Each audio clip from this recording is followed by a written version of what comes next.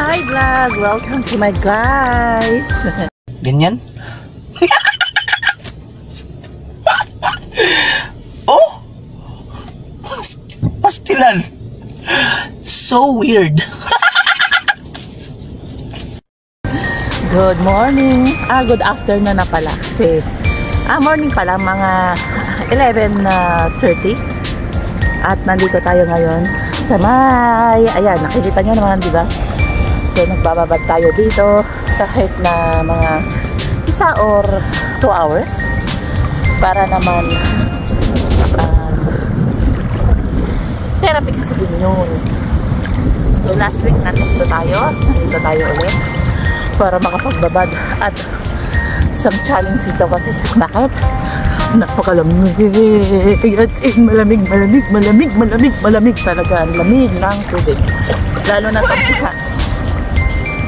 So ang may advice ko lang sa inyo, lalo na sa mga kapwa ko girl lalo na nagpa-reband or any kind of treatment para iwasan nyo na hindi ma-dry ang inyong buhok.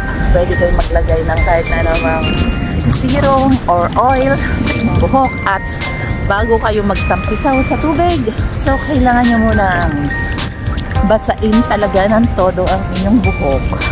Okay? Kasi alam nyo naman ang tubig alat, more on sodium. So para hindi ma-dry ang inyong buhok at syempre huwag nyong kakalimutan sa lahat ang sunscreen. Sunscreen.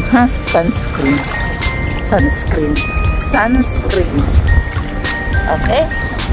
Yung mataas yung SPF, mga SPF 42 above. Yun. Kasi alam nyo naman, mainit. Para maiwasan nyo magkaroon ng melasma or pigmentation. Ayan. Para anti-aging.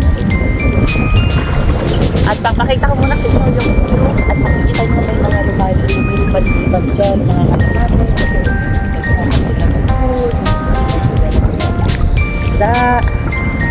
Ayan, makikita nyo rin na kukunti yung mga naliligo kasi masin talaga napakalamig. Mga nakikita ko din dito yung mga Asian at saka mga European people, pero mas lamang ang mga European people na kung kasi ganito kasi madalas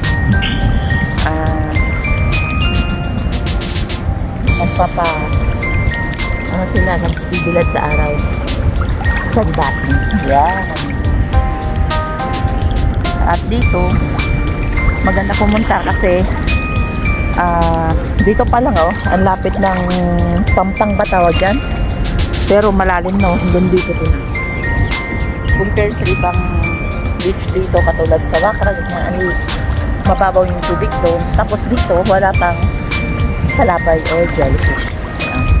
So ako muna ay magsuswimming kunwari kahit di pa ako gaanong marunong lumangoy para hindi ko ako ginawin. Okay?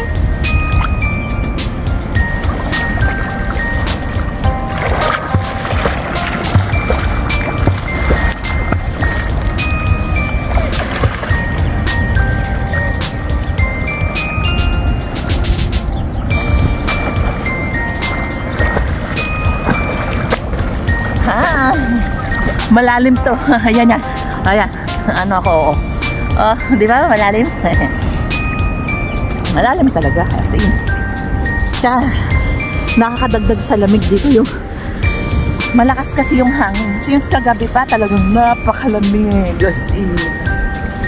At nakasombrero ako, tsaka naka-shades para iwas sunburn din, kahit pa paano. At tsaka may nilagay akong chinelas para palitan. At doon banda, ayun yung cruise ship. Wait lang, malalim talaga. Wait lang, baka malumit ako. Ayan, doon banda, yan yung pinupuntahan din namin doon sa may Mina District Hotel. Ayan, yung cruise ship na yon.